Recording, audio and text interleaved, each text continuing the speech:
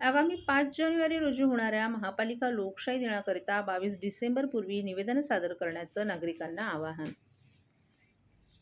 ठाणे महापालिकेचा पुढील लोकशाही दिन सोमवारी 5 जानेवारी रोजी आयोजित करण्यात आलाय.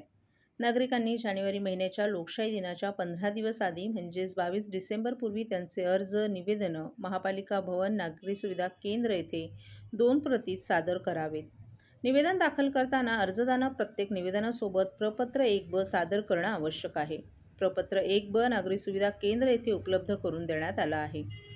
महाराष्ट्र शासन सामान्य प्रशासन विभागाकडील परिपत्रकानुसार 2012 पासून लोकशाही दिनाच्या दिवशी नागरिकांचं निवेदन न स्वीकारता हे निवेदन 2 प्रतीत लोकशाही दिनाच्या 15 दिवस आधी महापालिका कार्यालयात सादर करणं आवश्यक असल्याचं स्पष्ट करण्यात आले.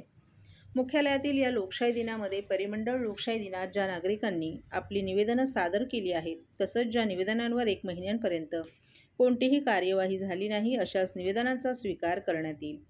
नागरिकांनी महापालिका मुख्यालयातील लोकशाही दिनामध्ये निवेदन सादर करताना परिमंडळ लोकशाही दिनामध्ये मिळालेला टोकन क्रमांक नमूद करणं आवश्यक आहे. अर्जदारानं एका अर्जात एकच तक्रार सादर करावी. एकापेक्षा जास्त तक्रारी असलेला अर्ज स्वीकारला जाणार नाही. त्याचप्रमाणे आस्थापनाविषयक विविध न्यायालयात लोकायुक्त यांच्याकडे प्रलंबित असलेल्या प्रकरणांच्या तक्रारी, माहिती अधिकार कक्षात येणारी प्रकरणं, तसंच राजकीय पक्षांच्या नगरसेवकांच्या संस्थेच्या लेटरहेडवरील अर्ज, अंतिम उत्तर दिलं आहे किंवा देण्यात येणार आहे अशा प्रकरणी केलेला अर्ज, तक्रार वैयक्तिक स्वरूपाची नसेल तर असे अर्ज स्वीकारले जाणार नाहीत.